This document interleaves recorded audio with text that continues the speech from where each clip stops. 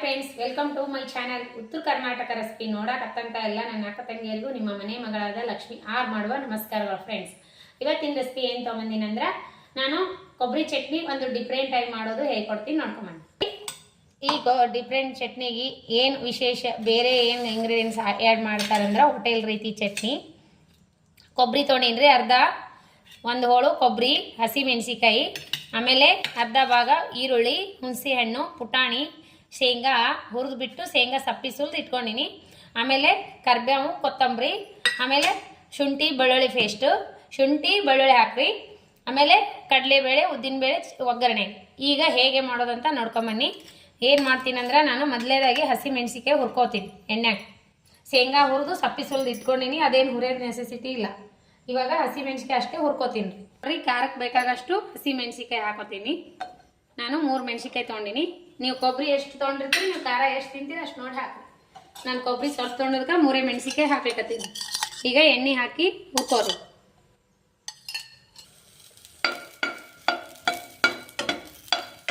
ಈಗ ಹಸಿ ಮೆಣಸಿಕಾಯಿ ಹುರಿದವು ತಕ್ಕೋಣ.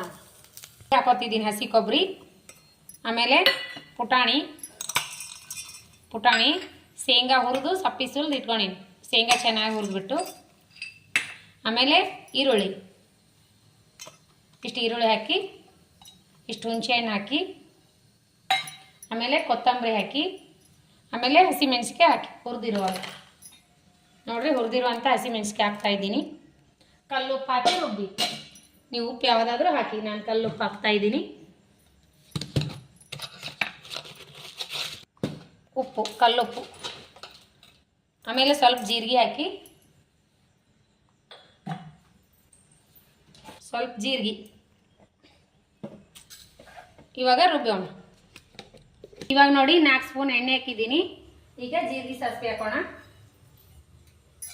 ಜೀರಿಗೆ ಸ್ವಲ್ಪ ಜೀರಿಗೆ ಸಾಸಿವೆ ಚಟ್ಪಟ ಅಂದ ತಕ್ಷಣ ಉದ್ದಿನಬೇಳೆ, ಕಡಲೆಬೇಳೆ ಹಾಕೋಣ.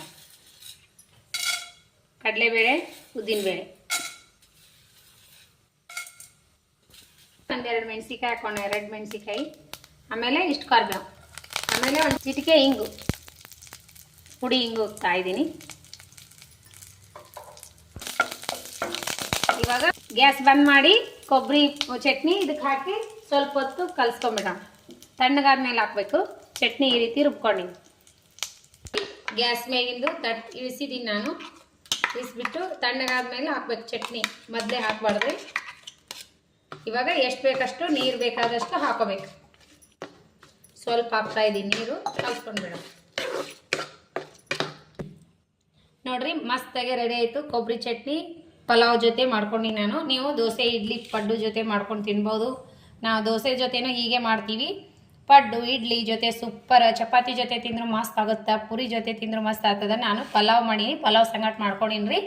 ನೀವು ಏನರ ಈ ರೀತಿ ಮಾಡ್ಕೊಂಡು ಊಟ ಮಾಡಿರಿ. ರೆಸಿಪಿ ಮಾತ್ರ, ಚಟ್ನಿ ಮಾತ್ರ ಸೂಪರ್ ಆಗಿರ್ತದೆ ರೀ.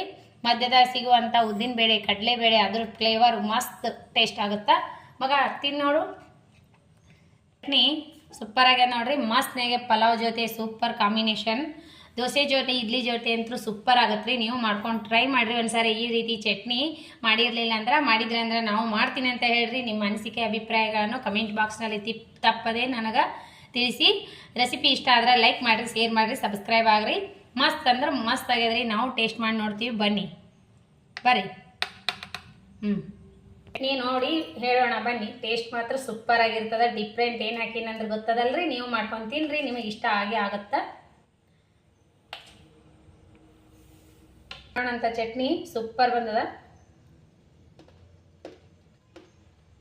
ಮಸ್ತ್ ಆಗ್ಯಾದ್ರಿ. ನೀವು ಮಾಡ್ಕೊಂಡು ತಿನ್ರಿ, ಇಷ್ಟ ಆಗೇ ಆಗುತ್ತೆ. ನಿಮಗೆ ಇಷ್ಟ ಆಗಿತ್ತಂದ್ರೆ ಲೈಕ್ ಮಾಡೋದಂತೂ ಮರೀಲಿಕ್ಕೆ ಹೋಗಬೇಡ್ರಿ. ನಿಮ್ಮ ಅನಿಸಿಕೆ ಅಭಿಪ್ರಾಯಗಳನ್ನು ಕಮೆಂಟ್ ಬಾಕ್ಸ್ನಲ್ಲಿ ತಿಳಿಸ್ರಿ. ಇನ್ನೂ ಯಾರೆಲ್ಲ ಸಬ್ಸ್ಕ್ರೈಬ್ ಆಗಿಲ್ಲ, ಪಕ್ಕದಲ್ಲಿರೋ ಬೆಲ್ ಬಟನ್ ಪ್ರೆಸ್ ಮಾಡಿರಿ. ನೀವು ಸಬ್ಸ್ಕ್ರೈಬ್ ಆಗ್ತೀರಿ, ನಾ ಹಾಕುವಂಥ ನೋಟಿಫಿಕೇಶನ್ ಸಿಗ್ತೈತಿ, ನೀವು ತಕ್ಷಣವೇ ನೋಡ್ಬೋದು. ಇದೇ ರೀತಿ ಸಪೋರ್ಟ್ ಮಾಡ್ತಾನೆ ಇರಿ. ನಮ್ಮಂಥ ಸಣ್ಣ ಪುಟ್ಟ ಯೂಟ್ಯೂಬರ್ಗೆ ನಿಮ್ಮ ಸಪೋರ್ಟ್ ಭಾಳ ಮುಖ್ಯ ರೀ.